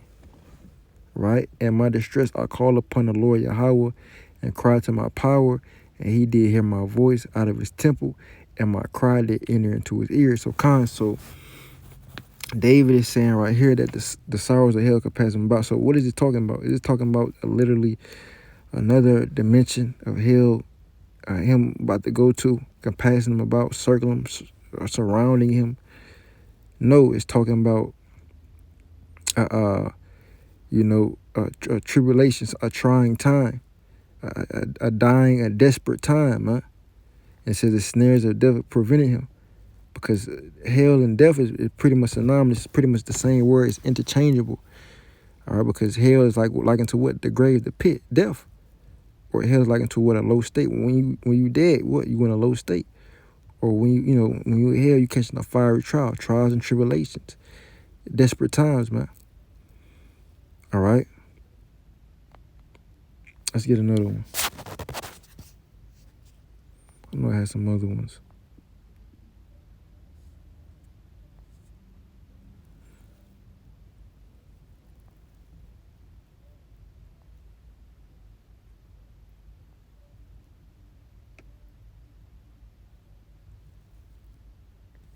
All right, so this is Psalms 9, verse 16. The Lord Yahweh is known by the judgment which he executeth.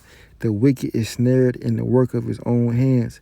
Hegagon Salah, the wicked shall be turned into hell, and all nations that forget the Most High. So what does it mean? The wicked shall be turned into hell, meaning the wicked, because right now, Job 9:24, the earth is given to the hand of the wicked, meaning they're running the earth. But the wicked will turn to hell, meaning what? They're going to be turned into a low state, man. They're going to be very poor. All right, they're not gonna rise. They're not gonna possess the cities. They're not gonna, like it says, read Isaiah 14:21.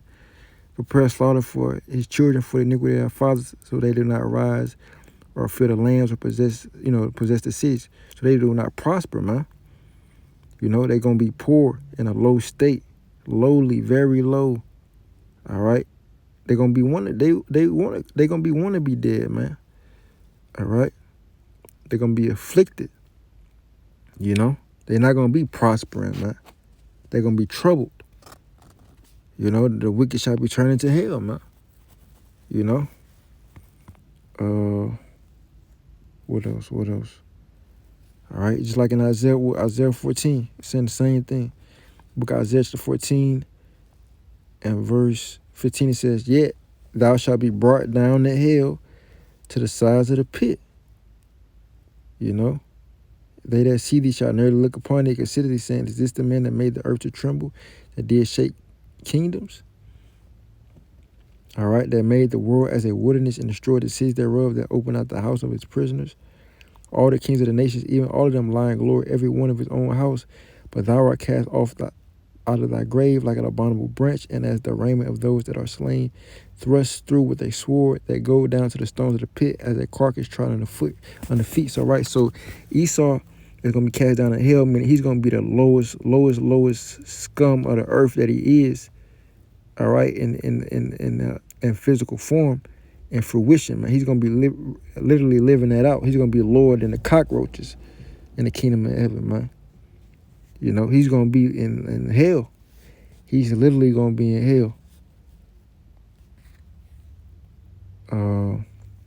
This is Ezekiel chapter 31, verse 15. It says, thus said the Lord Yahweh power, in the day when he went down to the grave, I caused a mourning, I covered the deep for him, and I restrained the floods thereof, and the great waters were stayed, and I caused Lebanon to mourn for him, and all the trees of the field fainted for him.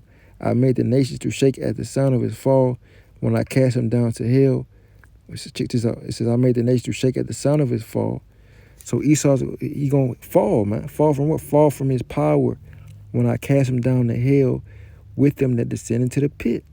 And all the trees of Eden, the choice and the best of Lebanon, all that drink water shall be confronted, so like it shall be comforted in the nether parts of the earth. They also went down into hell with him unto them that be slain with the sword. Right, because hell is synonymous with death. They're going to be in the grave. Some are going to be in the grave. Some are going to be in captivity. They're going to be in a low state. It says, and they that were his arm, that dwell under his shadow in the midst of the heathen. So let's go to Isaiah 24.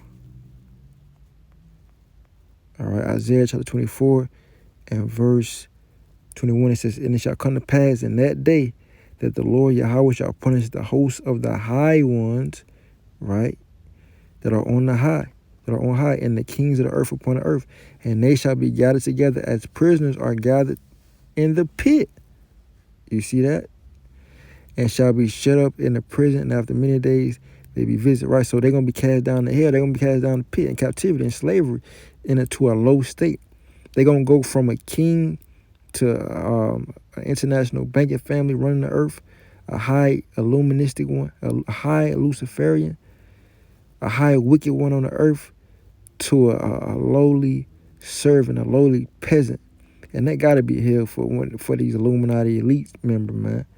These Edomites, man, that's running shit. That's hell, man. All right, you go from running the earth to being a slavery in no time. Yahweh Shah gonna make it no time. In 1 hour has thy great riches come to naught. Say that in Revelation. Let's see, what else we got? I was just thinking about another scripture. What was I thinking about?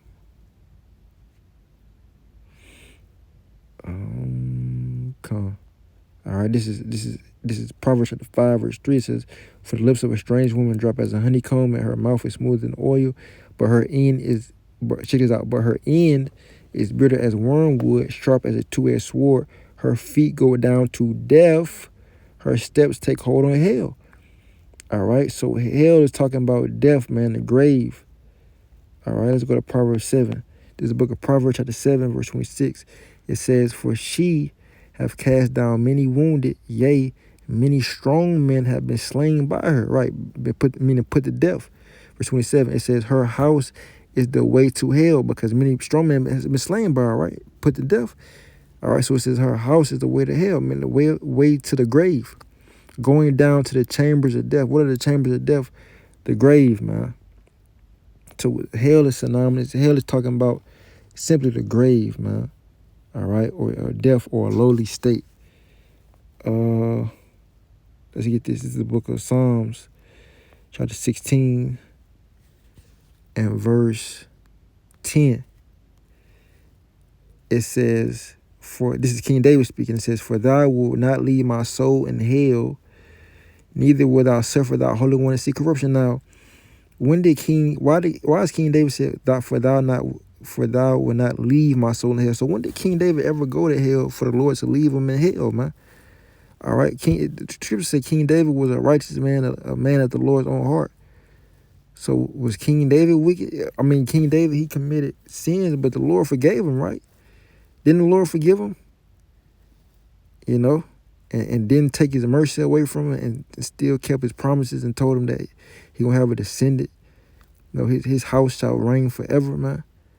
You know, he gave David a house, you know, forever. So when did David ever go to hell? So what is this talking about, man? All right, verse 11, it says, thou wilt shew me the path of life, and thy presence is fullness of joy.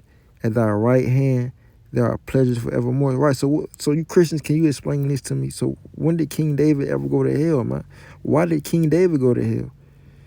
You know, the Lord said he was a man after his own heart. You know, according to Acts 13 and 22. And in 1 Samuel, the 16th chapter, man.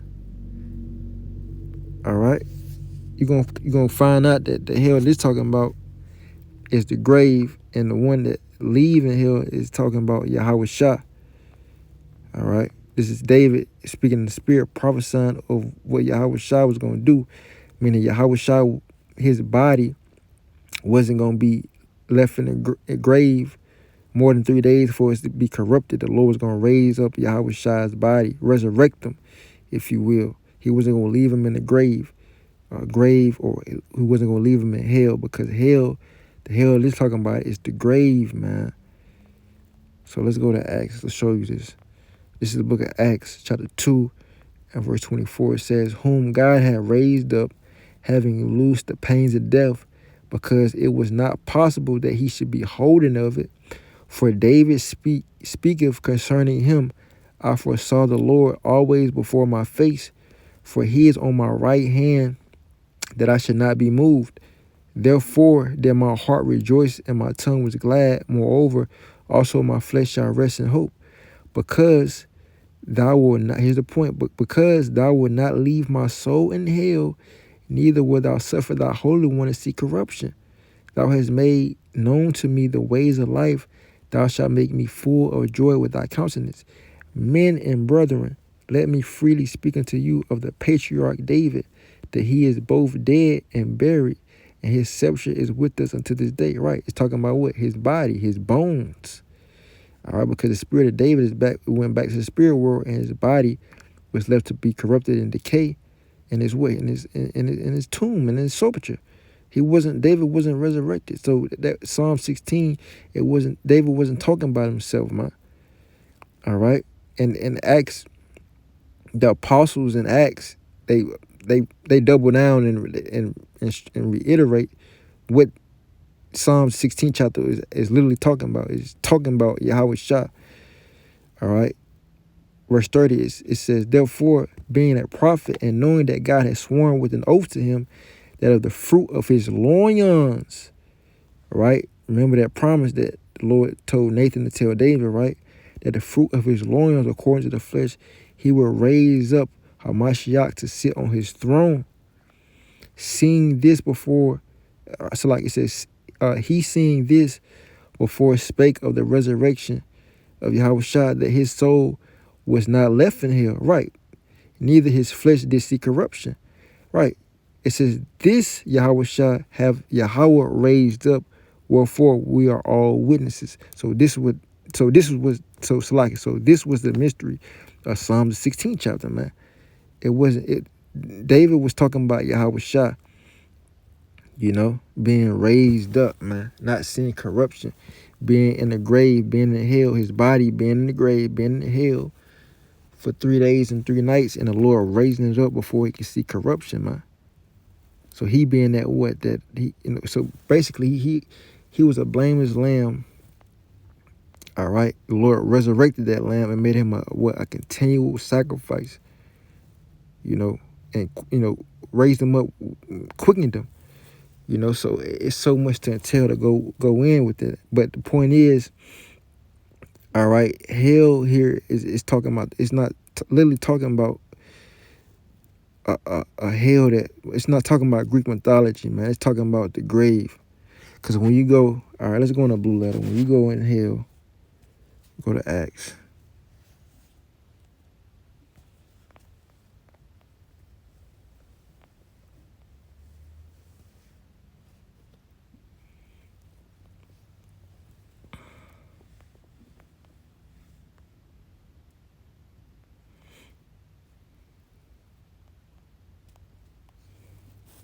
Strong's G86. Both of them. Hades. Hades, right? Thayer's Lexicon. Hades. All right.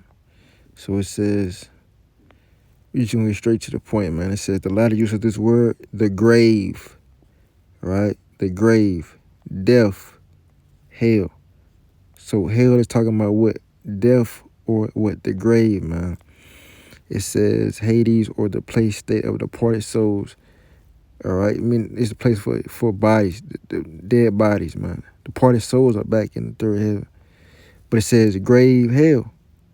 All right, now when you go, let's go to so that's hate. So Hades, that's the Greek transliterated word for hell. So let's go to the Hebrew, man. Let's go to Psalm 16. See what it's talking about. Showing you that this is not talking about an actual spiritual realm place where people burn forever. You know.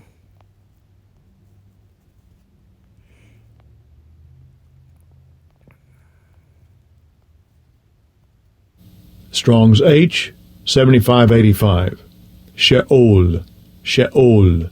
And second entry, Sheol, Sheol. Sheol or Shavuot. Right, that's the Hebrew. That's the Hebrew transliterated word for hell. It says Shavuot. We're going straight to the point. All right. Grave, right? Grave, hell, pit. All right. OT designation for the abode of the dead, the place where the dead be at, the dead bodies. It says, you know, the world of the dead, accessories, it says grave, hell, pit. So it's talking about the grave, man. You know, plain and simple. It's talking about the grave. Now, another thing we're going to get is this, and we're going to close up. We're going to get this, and we're going to close up. All right, so showing you that, all right, people don't, this is not taught. People don't know what's going on, man. All right, the afterlife is not what people think. All right, but after this video, man, you should be educated, man, on the afterlife. Highly educated, highly informed. So this is Revelation 20 and verse 11. It says, "And I saw a great white throne, and him that sat on it, from whose face the earth and the heaven fled away, and there was found no place for them. And I saw the dead, small and great, stand before the Most High, Yahweh Shemashah, and the books were open. And another book was open, which is the book of life. And the dead were judged out of those things which were written in the books, according to their works. And the sea gave up the dead which were in it, and death and hell delivered up the dead which were in them." All right, now, death and hell, what is this talking about? Is this talking about hell? People were burned in hell, but they had to come out of hell and they got judged. What is it talking about?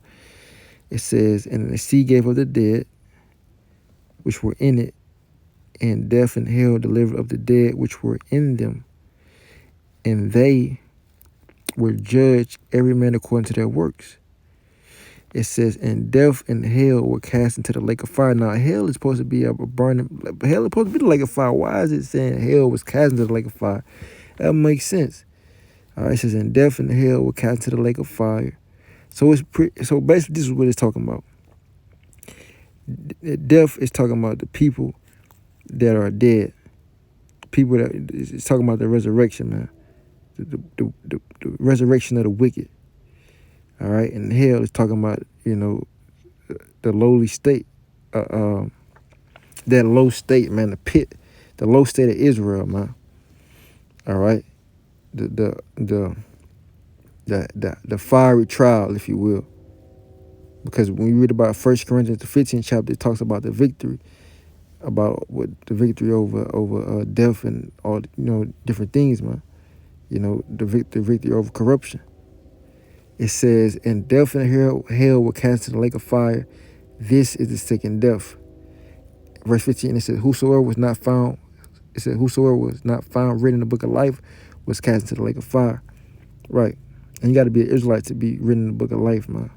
The book of life entails Israelites.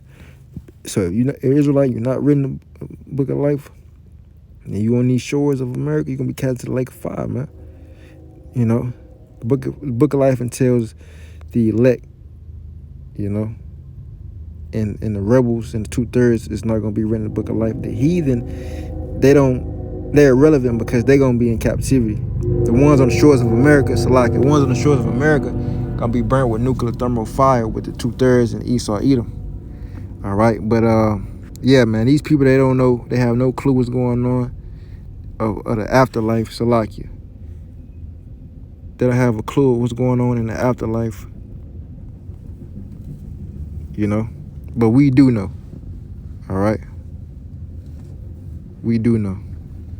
So I'm gonna play this video, but I'm giving all praise to Yahweh by Shema Shah by Shem Dash and Shalom, man. The only man that I look up to is Jesus.